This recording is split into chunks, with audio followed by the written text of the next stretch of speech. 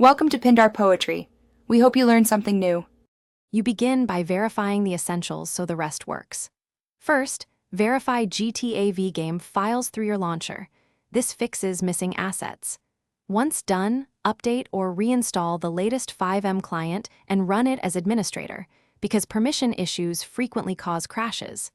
Make sure overlays and heavy background apps are closed to free memory. Then clear the Fivem cache, delete TX data folders.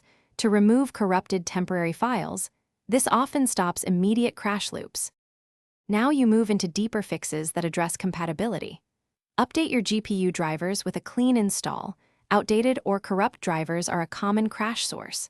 Next, repair or reinstall Visual C++ redistributables and DirectX. Fivem relies on these binaries. Once those are done, disable custom resources and mods, then launch a vanilla Fivem session to see if the crash persists. If vanilla runs stable, progressively reintroduce mods to identify the problematic asset or script.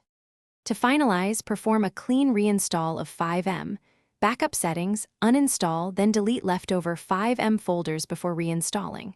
After a failed run, immediately collect the client.